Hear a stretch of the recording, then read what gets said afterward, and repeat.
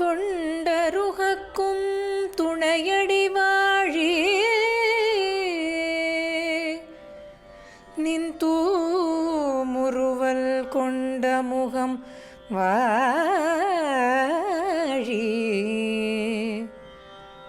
வாழி வியாக்கியா முத்திரை கை வள் திருநாமமும் வாழி மணிவடமுப்புரி நூல் கொண்ட சீர்தூப்புல் குலமணிய வாழி நில் வடிவே குலமணியே வாழி தூப்புல் குலமணியே வாழி சீர்தூப்புல் குலமணியே வாழி நின் வடிவே வாழி நில் வடிவே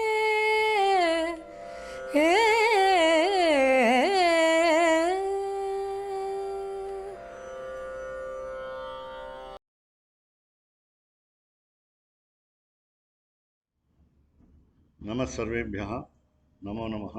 श्रीमान वेंकटनाथार्य कविताकेसरी वेदांताचार्यवर्यो में सन्निधत्तां सदा। वादिद्वीप शिरोभंग पंचानन पराक्रमः श्रीमान वेंकटनाथार्यश्चरं विजयतां भुवि। Dear friends, we are on the eve of the celebration of the birth star, as we call it in Tamil, ThiruNakshatram. He is in the offing. He is approaching. Therefore, thanks to my friends like Shri Uve Vijay Kumara Mahodaya and his Patni Shri Priya, I am delighted to present to you a small discourse on Swami Deshikar as a prolific writer, great philosopher, excellent poet, the lion of polemics, and so on. So let us have the biography, a brief biography of Swami Deshikar, and I will tell you some lines about the context in which his birth was very important. So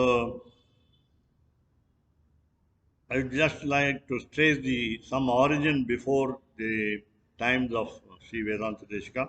Sri Ramanuja, the great propounder of the Vishishtadvaita system of philosophy, entrusted to his important disciples that the task of conciliating and propagating his tenets. And after a few generations, the followers confined themselves, unfortunately, to the conduct of temple worship and worship at home. And they were also glued to a routine performance of their religious observances. The system also suffered grievously from the onslaught of the antagonists, Nastikas, and there was no strong defense of its cause. The common people intensely yearned for a more popular and comprehensible exposition in vernacular, in their mother tongue, in the states of Bharat. So the foreign invasion in the south was in the offing. It was at the time Sri Deshikar was born. So this is a brief introduction. So he was born in 1268 AD in this month called in Tamil Purattashi, Kanya, and in Shravana Nakshatram, the star called Thiruvonam in Tamil, and that is the very birth star of Lord Srinivasa of Tirupati in Bharat. There are some unmaintainable controversies over many ideas of the qualified monism, as it is called in philosophy, Vishishtadvaitam. After the advent of Advaitam, that is, the Almighty, the Supreme Soul, and the individual soul are one and the same. So here, in the year 1191 of Shalivahana, corresponding to September 68 AD, Vibhava year, it's called the Tamil year, but all these words are in Sanskrit, names are in Sanskrit. So under Shravana constellation, he was born at a small village called Tupul, a suburb of Kanchipuram, very famous and popular for the devotees of both Lord Vishnu and Shiva. So his great-grandfather was Ananta Somayaji and his grandfather was Pundari Kaksha Somayaji. Later on you find his parents were Ananta Suri and Totaramba. His mother was the sister of Ramanuja Appullar, otherwise known as Vadi Hamsamsu Hamsambuva. Now, tracing the lineage from the Kidambi Achan, the tradition says that mother of Sri Vedanta Deshika had a dream on a night that she was swallowing the bell of the temple of Lord Srinivasa at Tirupati. So there was a satisfactory and internal evidence to show that he is called in Sanskrit Ghantavatara. Now, even now, you find in the temple of Srinivasa of Tirupati, the bell is not used in sanctum sanctorum as a mark of respect to Vedanta Deshika. So that means the birth itself was a wonder. And if you want to read the biography in detail, you must consult a book called Asmad Acharya Arya Saptashati in 717 verses, written by, in Sanskrit verses, in the Arya meter composed by one Sri Gopalacharya, a great scholar from Mannargudi, a very good kshetra with Rajagopala Swami as the presiding deity.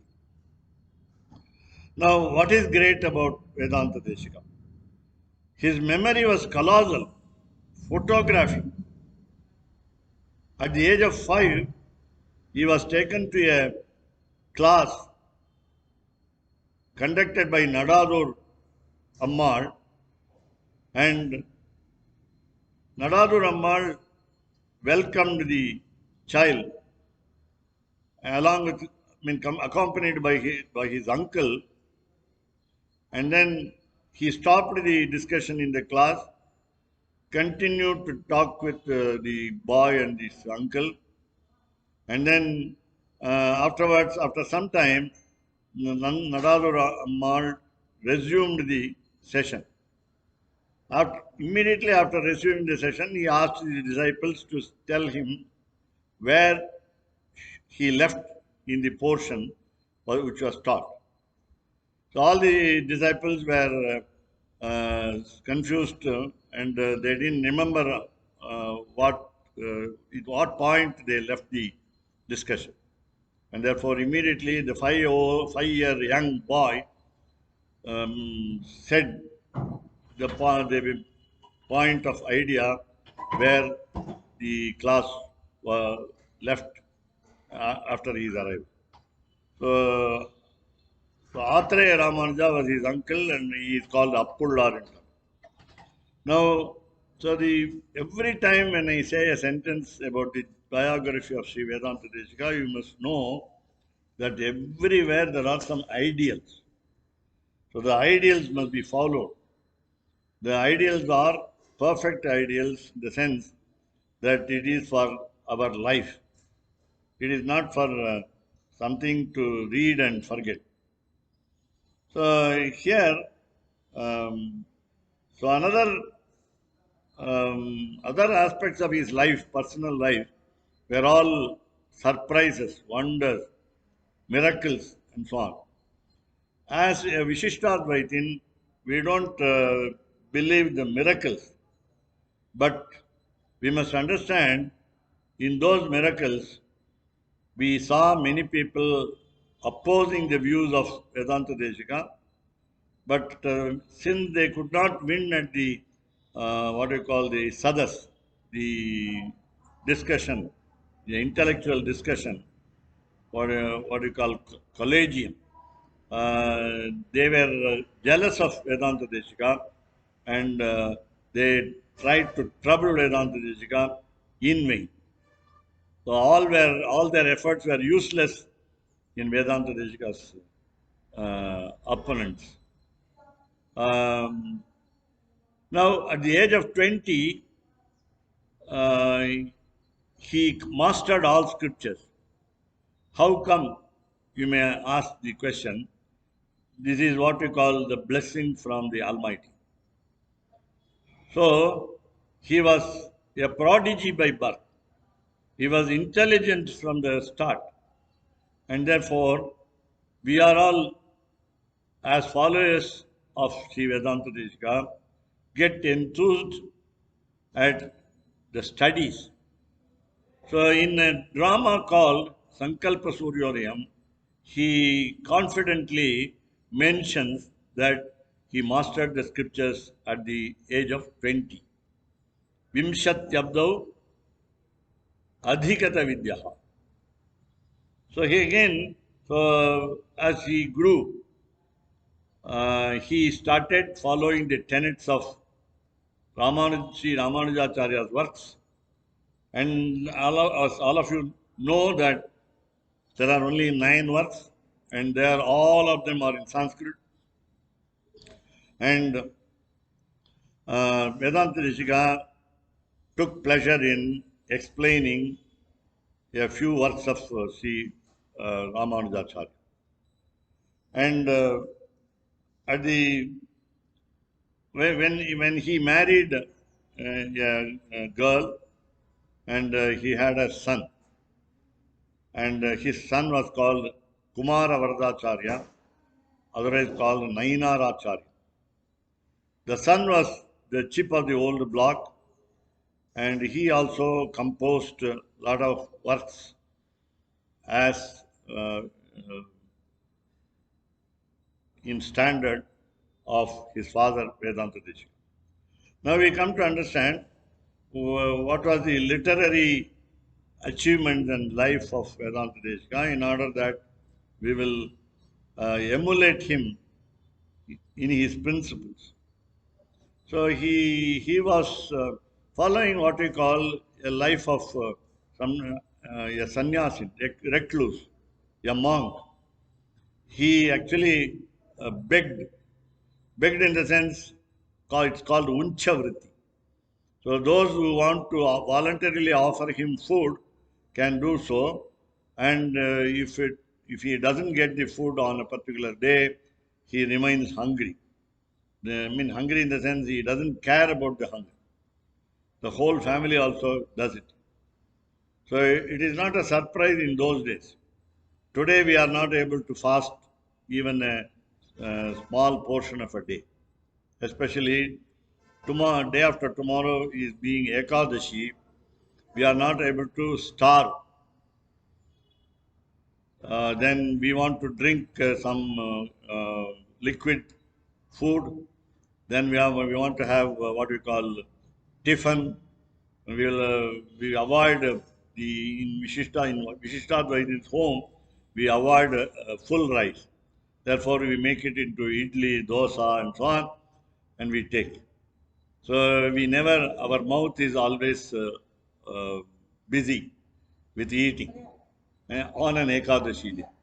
Now, what is the purpose of Ekadashi day is once in 15 days, both of us should give rest to the stomach and all other organs of the body, so that they will get replenished and refreshed. And the next day we will be very brisk and it will be what we call health. It will be a healthy practice to uh, fast on 2 days a month, just 2 days in a month. So here, so for Vedanta Deshika, Ekadashi days were many, and once uh, a lady thought that he is very poor, he is therefore he is not able to provide himself the food. She offered a gold ring within the rice and offered it as alms to the bowl. And Vedanteshika came home, gave it to the wife. Kamal, the recording is going. Shabdanu. No. Then he gave it to the wife, the whatever he got as alms, and then she saw a shining object in the rice, and she asked the husband sincerely about what is the nature of the object. Then Vedanta Jessica said it's just like a worm, so throw it away.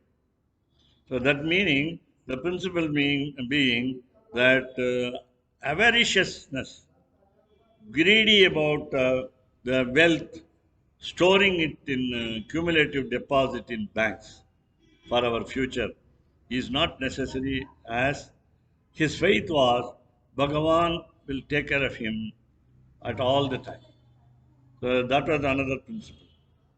Then he started visiting a lot of temples in Tamil Nadu, and as he was born in Tupal, he was he had very much affinity toward many temples in and around Kanchipuram.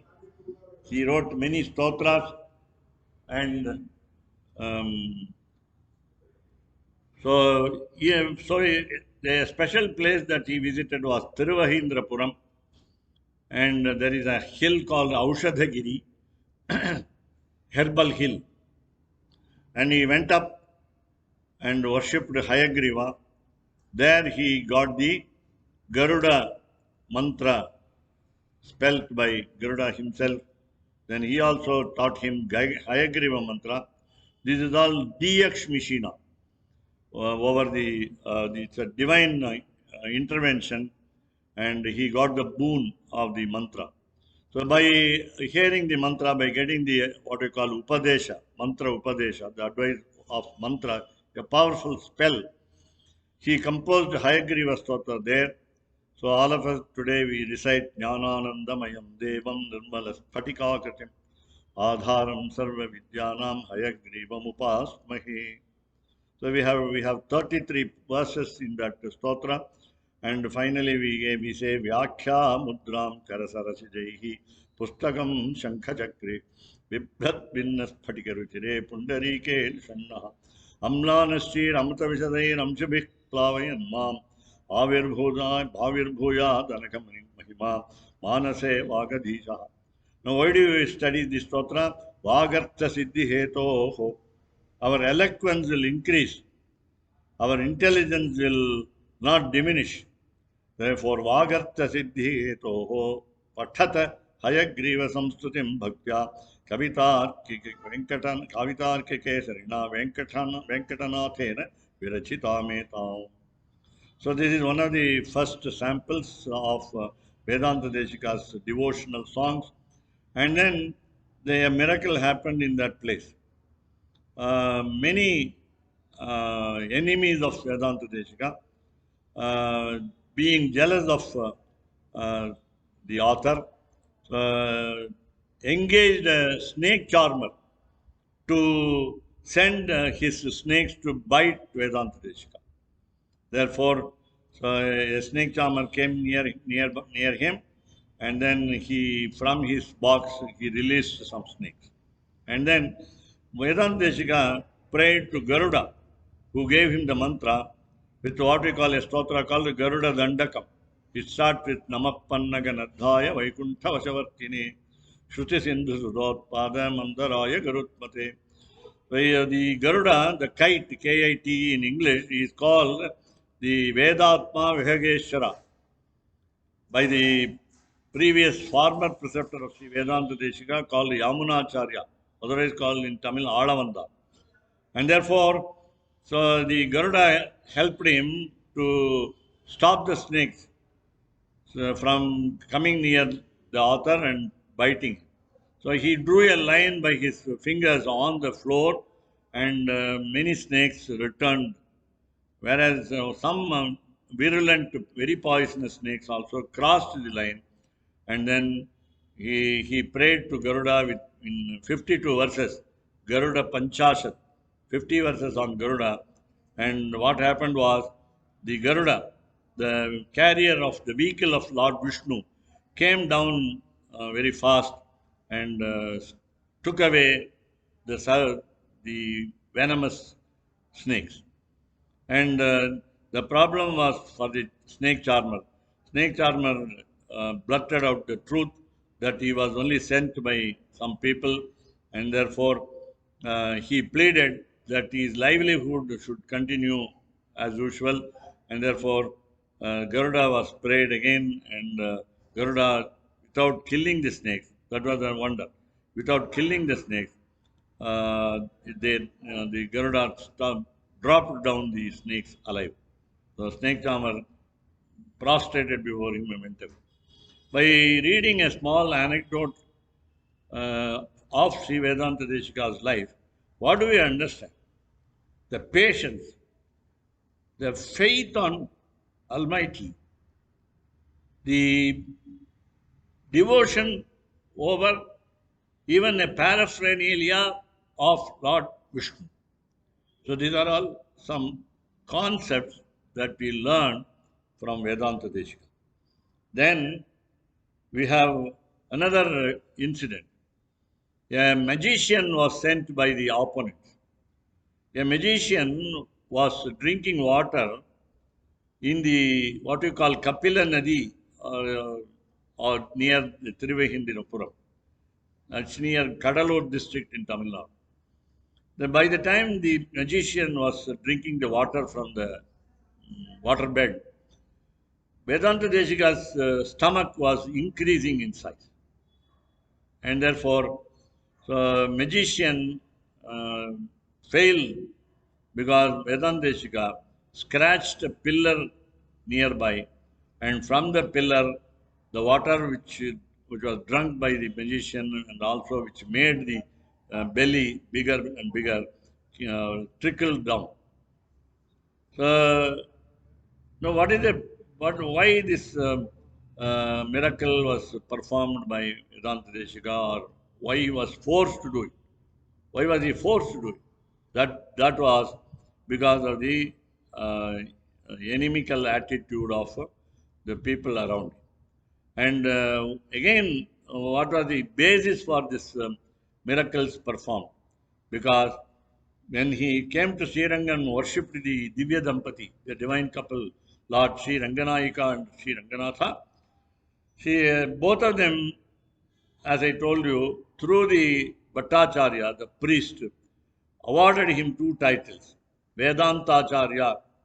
So we say Shiman Vedantacharya.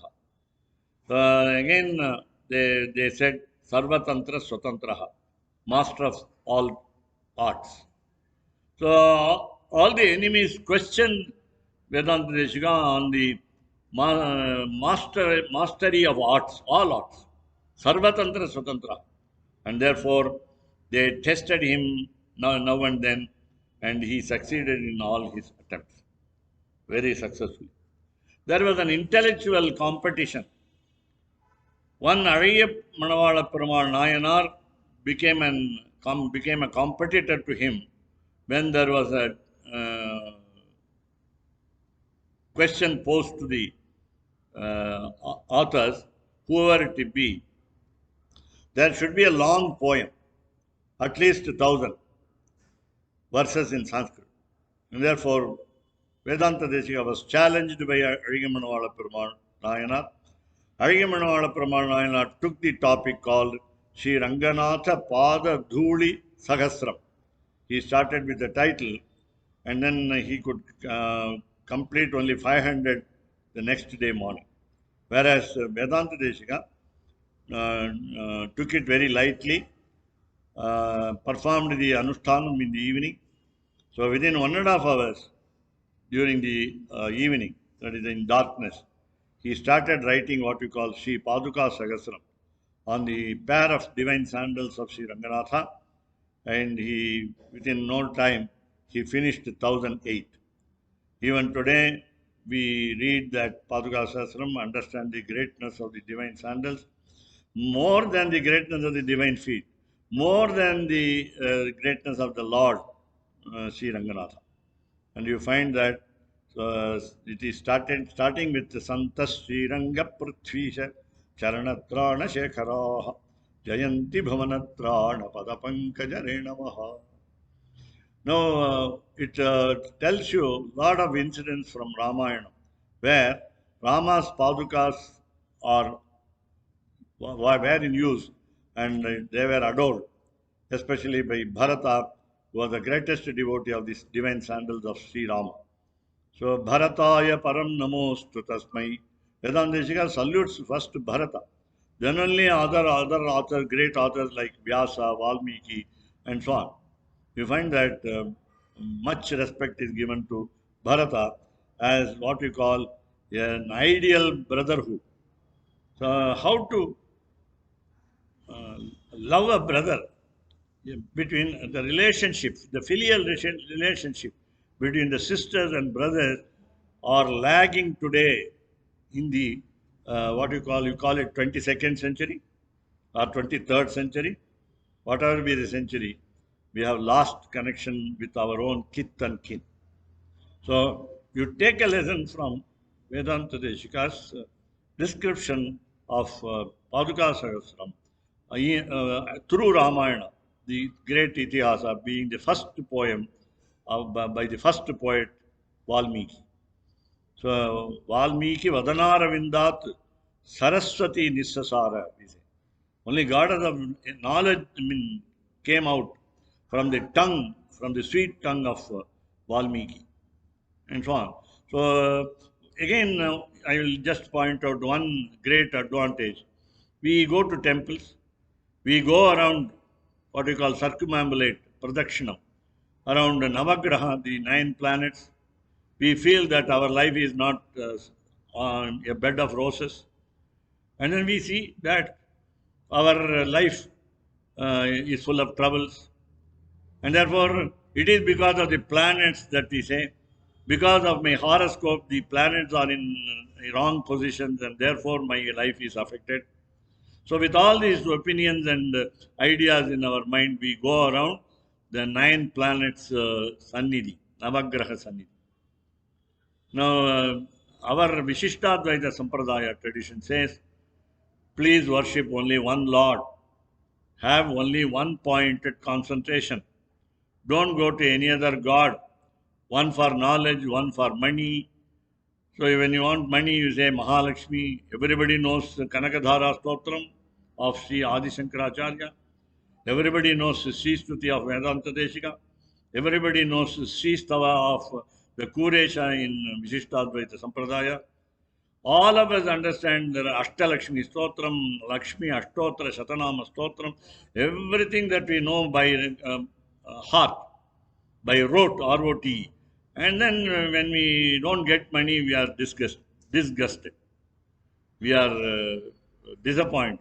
Oh, I told many times, Sri Stuti, I didn't get any money as Vedanta Deshika got it for a girl's father or a boy. The boy wanted to get married, he was poor, and no girl was ready to marry him, and therefore that's what one kind of story. Another type of story is a girl's father was very poor, and therefore he couldn't give away his daughter to marry someone, and therefore they wanted money. And in Kanchipuram, Perundevi, Mahadevi Sannidhi in the Sanctum Sanctorum, Vedanta Deshika prayed with just 25 verses called Sri Stuti.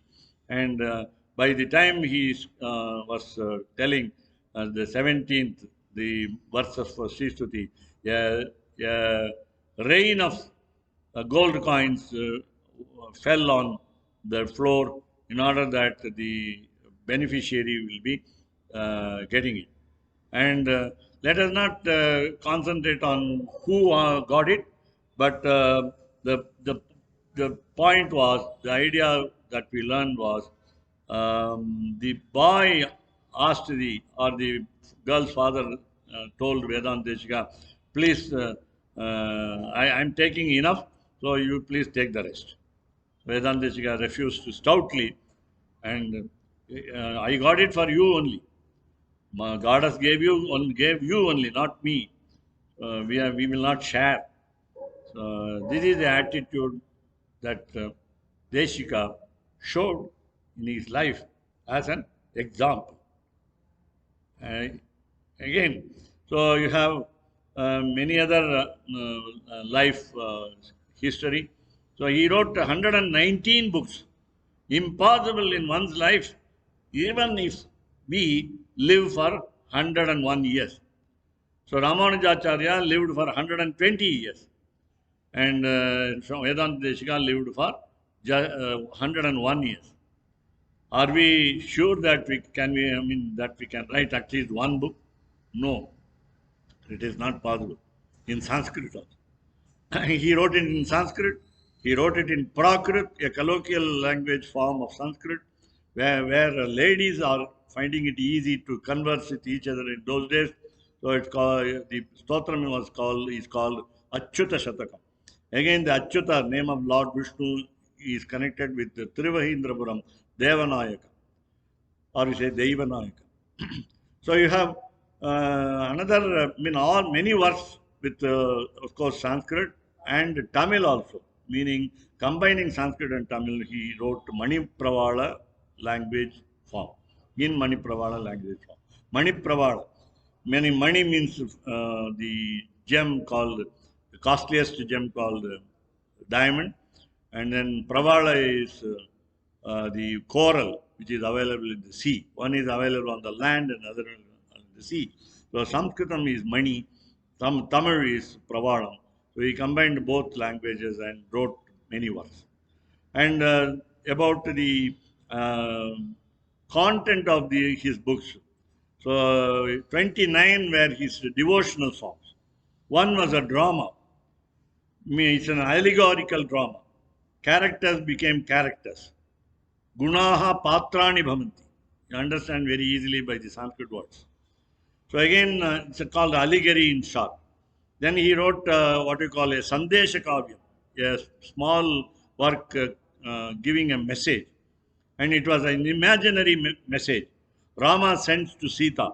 Sita is an Ashokavana of Ravana's Lanka. And Rama sends a swan because she was there for 9 months. And then the swan gives you the geography of the route between Ayodhya and Sri Lanka. So these are all some, this is of course what you call imitation of a very great poet in Sanskrit called Kalidasa's Meghadutta. So in fact, Meghaduttam, some verses of Meghaduttam have been repeated verbatim as Vedanta Deshika felt they are the most excellent and they cannot be replaced by some other verses. So you find a lot of. Then you have a very great work called Yadavabhyuday, bigger than Paduka Sahasra, about 2400, that is 2400 verses in Sanskrit on Lord Krishna's story. And it is called Yadava Abhyuday. And it contains 24 chapters, 24 sargas, cantos as we call it. And we have got interesting ideas there. And he played with what we call Sanskrit words as a game. It's called Chitra Kavya. He used it in 30th chapter of Paduka Sahasram, 6th canto of Yadavabhyudayam, and so on. So one idea from, one or two ideas from Yadavabhyudayam, I'm just giving you very briefly.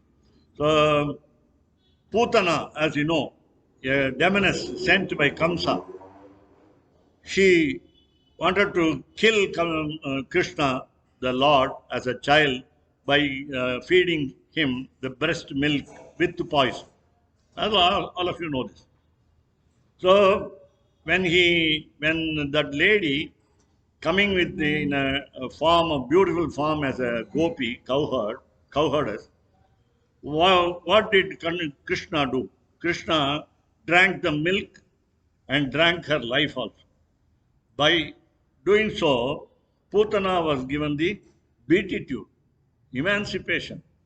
And what was described by Vedanta Deshika was Putana did not get the opportunity to uh, get fed by milk from the mother. So, stanandhayatvam na asit Putanaya.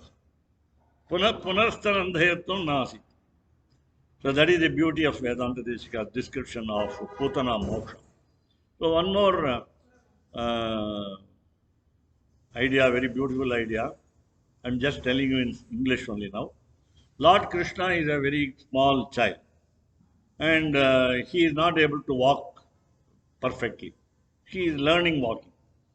And on the threshold, entrance of the house of Yashoda and Nandagopa, a fruit vendor lady comes, and she knows that Lord Krishna is a God, is an Almighty. So she recognizes. But Krishna acts as though he is very innocent. That is the beauty. Vedanta Deshika calls him Mithya Gopaha, pseudo cowherd, false cowherd. And therefore, she comes there, and then in those days there was a barter system. So by the barter system, you exchange some objects for buying another object. So for the sake of fruits, the child wanted to offer paddy in its place. So he brought a few paddy seeds, and then with a small hand, with a very little hand, palm. So he carried some paddy seeds. But on the way to the vendor, all of them fell down from his hands because he was a tottering child, and his steps were zigzag. And therefore, by the time, so the vendor lady saw that the hand is empty, but the hands are as beautiful as a lotus. And a lotus, color, it has got a lot of qualities: cool, bright, beautiful. So, by looking at the hands of the child Krishna, the vendor lady understood that, fruit seller understood that he is the Almighty. Therefore, he offered the fruits in his hand. How many fruits could be held in the small hands again? Therefore, she offered the entire basket of fruits. So, in turn, by the time she got up and started leaving the house, the whole basket of fruits which she had now were full of gems, costly gems, Navaratna. So, in that, this is the idea that you understand. You get a graphic presentation of what happened eons ago. That is, Dwapara Yuga, Lord Krishna came to the earth and incarnated.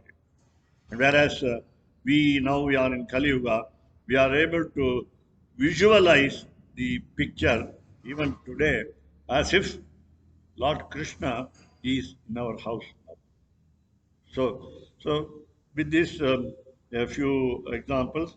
So I would like to, of course, continue if the time permits. And he wrote in prose many works. He wrote in poetry form. He wrote in Manipravala form. So one is in 91 lines. He made a brief description of Ramayana. 91 prose lines. Jaya Jaya Mahavira, Mahavira Dhaureya. So this prose work was called Raghuvira Gadyam or Mahavira Vaibhavam. It should be sung in Arabhi Rag. So as we used a tune, Carnatic tune to the stotras of Vedanta Deshika, we also get a sublime devotion. So again, for example, some of the stotras have been given at the end what we call phalashruti. What is the advantage of the recitation of these songs? So every time. So for example, Abhiti Stavam with regard to Sri Ranganatha, as the title itself suggests, you don't get fear in life. Generally, there are morbid fears in our life about our lifespan. How long will we live? This is a problem. Our thinking is on that. Then what you call marana bhayam. That is called smashana bhayam. Another fear is for a lady prasava bhayam. At the time of first delivery, what should be the nature of pain? Is it very tolerable or not? So that way, you have got what you call janana bhayam.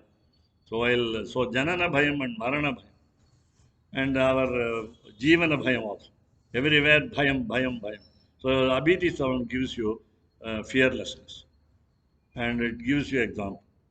And again, in that Abhiti sound, you get a principle: paraspara hitaishina parisareshu mam partaya.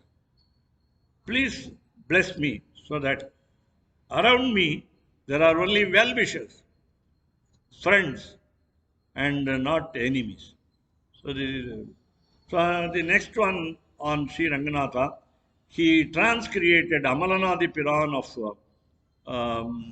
Tiruppanalvar, just 10 passurams in Tamil.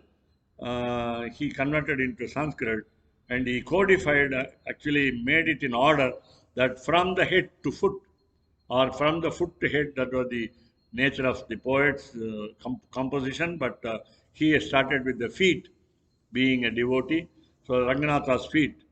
So he started with the Antarjyotihi Kimapi Aminam Anjanam Yoga Drishte Chintaratnam Sulabhamihanaha Siddhi Mokshanurupam Deenanatha Vyasana Shamanam Daivatanam Divyam Chakshu Shruti Parishadam Drishyate Gamadhye.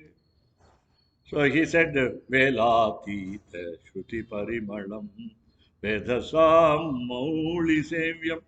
So he continued like this from the divine feet of Sri Ranganatha in the lying pose in Sri Rangam.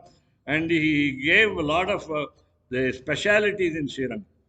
If you want to know that there will be hundreds of specialities in Sri Rangam Kshetram, that is the first one, more important than Sri Vaikuntham and Sri Paramapadam, which we have yet to see. So we don't have description of, we have in description Shastras, but we must believe the scriptures. Now again, the next one. Now, what is the advantage of studying Bhagavad Dhyana Sopanam just in 12 verses? It is just devotion. So bhaktim gadham dishatu Bhagavad Dhyana Sopanam etat. Then you have Dashavatara Stotram. So we have Dashavatara Stotram, which also gives us the benefit of the blessings from the 9 planets. So I forgot to tell you about a single verse in Paduka Sahasram, which tells you about, which when we recite it, we avoid the troubles normally as imagined to be given by the planet's position in our horoscope.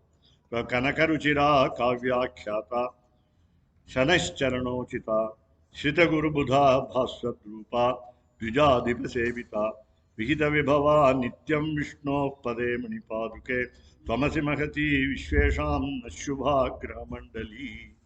This is the only one verse from the Paduka Sahasram out of 1008 that gives you the avoidance of the evils of the planet's actions in our life. That is why we want one-pointed concentration. And Vedanta Deshika's devotion towards the teachers, very important, very important. So he said in Sri Stuti, Upachita Guru Bhakter Uthitam Venkatesha. He got the money of rather gold coin shower for the sake of the boy or the girl's father. But the important advantage of the learning Sristuti is, recitation of Sristuti is, Upachita Guru Bhakter Utchitam Venkatesha. He wrote the Sristuti because of his utmost devotion to the preceptor. He did not see his preceptors like what we call Ramanujacharya, Nathamuni, the previous preceptor of Ramanujacharya, and again Aladavandar Naminacharya, previous to the Ramanujacharya. So the three acharyas, special acharyas, devoted to Vishishtadvaita philosophy, were Nathamuni, Aladavandar, Yamunacharya, and Ramanujacharya. We say Munitraya Sampradaya, tradition coming after three sages. So what you understand is, yeah, the devotion toward the preceptor was uh, knew no bounds in Vedanta Deshika. And therefore, so he said, Jayati Yatiraja Suktihi, Jayati Mukundasya Paduka Yugali, Taduvayadhana Trivedim Avandhayanto Jayanti Bhuvisantaha. He said it as the last verse in the Padukas. So more to come in the future. If you are interested in listening to such a beautiful life of Sri Vedanta Deshika, you are welcome to ask me by email, by phone, WhatsApp, and so on. So email is rthiru narayanan at gmail.com. And I'm a Sanskrit professor, retired, and I'm living in Srirangam. And I'm now in Lakshmi Narayana Swami temple in Bangalore, with the blessings of the Swami Vishwakshenacharya, who is nearby to listen to me, and as a blessing, he is blessing me now in order that this video is recorded in his presence, in his laptop, Anka Ganini. So Kavita Simhaya Kalyana Gunasaline Shimate Venkateshaya Vedanta Gurave Namaha. As expected by the uh, friends, this was rather longer, so please excuse me for that. So Namo Namaha Sarvebhya. Let me stop this. Wish you all the best.